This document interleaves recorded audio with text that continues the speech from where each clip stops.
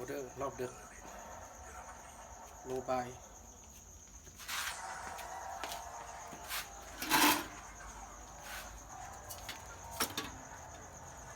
โล1 ขีดโล1 ขีดตัวนี้6 ขีด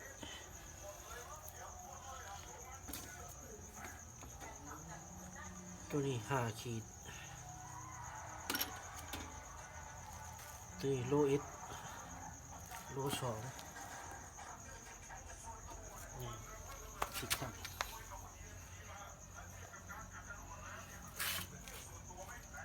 ดีเขียน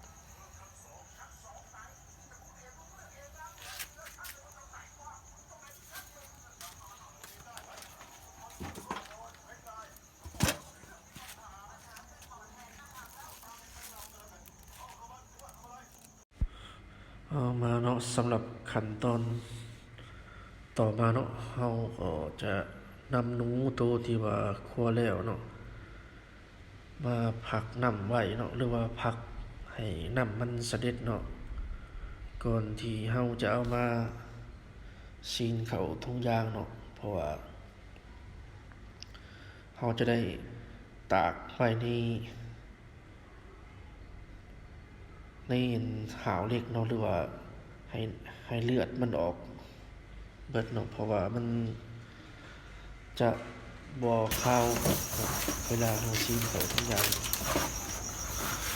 สำหรับมาขั้นตอนนี้เนาะเขาก็จะได้มาซีนหนูเขาทุกอย่างเนาะหนูมือนี้กลัวไปอยู่หางเนาะตัวนี้ตัวใหญ่ตัวนี้แม่นโล1 2 ขีดเนาะเกือบโล3เนาะตัวใหญ่ตัวมันใหญ่มึงน่ะสัมมูหน่อย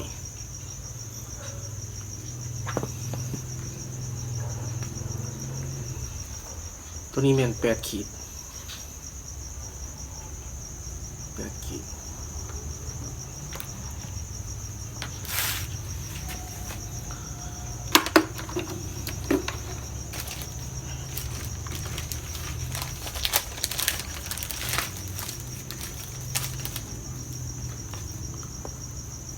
หนูควรแล้วใหม่ๆเนาะ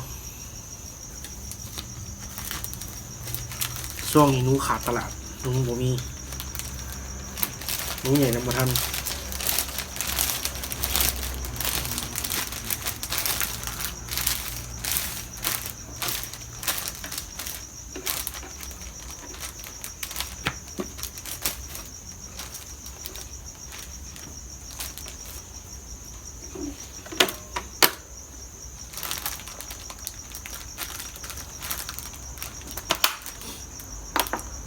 สำหรับถุงยางซีนเหมือนเขาจะใส่ถุงธรรมดาเนาะเป็นถุงแกงธรรมดาเพราะถุงซีนมันแพงเนาะถุงซีนกับมันแพงเขาก็เลยใส่ถุงยางซีนธรรมดา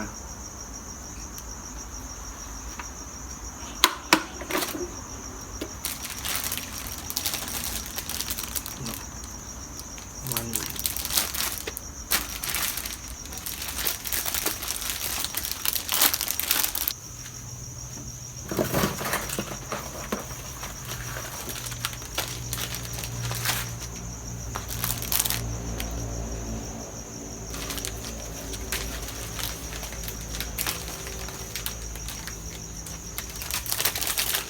น้ำซุป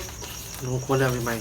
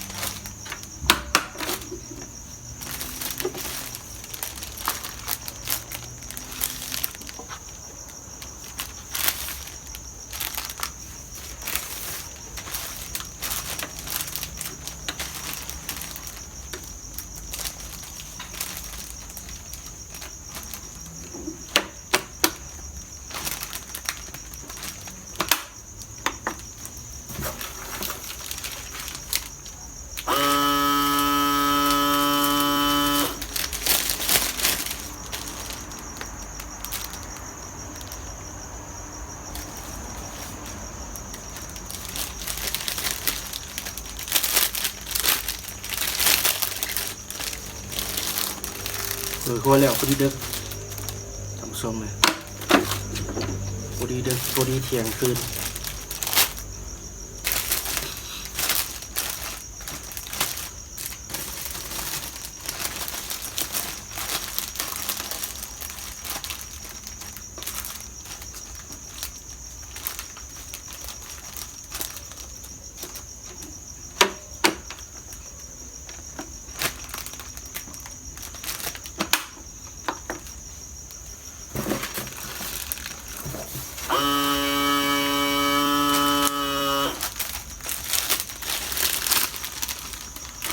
ทงนี้ยาวคือปลายเนาะ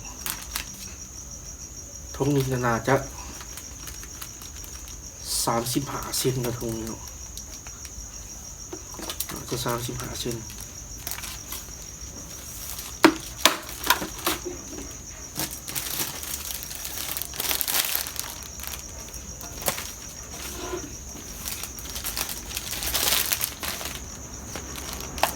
มันจะมาใส่ตัวโล2เนาะ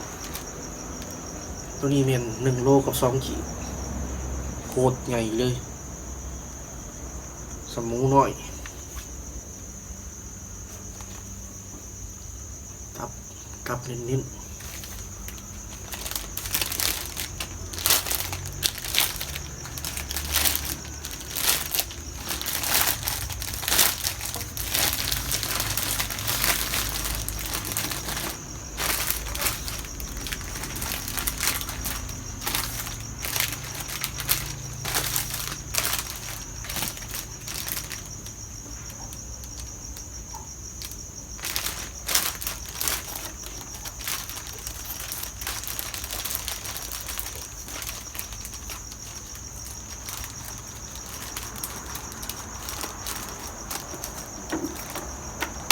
ทุกอย่างบวกสุดเนาะ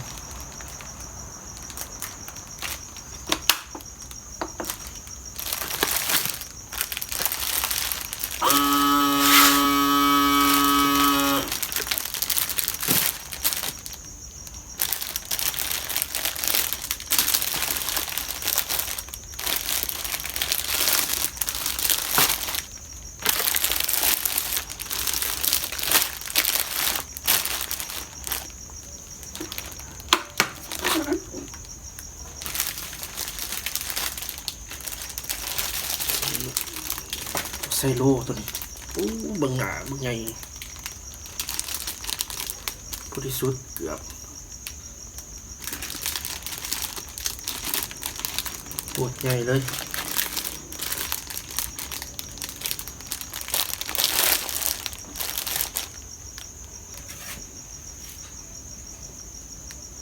เอาสำหรับมาฮอนอีกอะแล้วเนาะ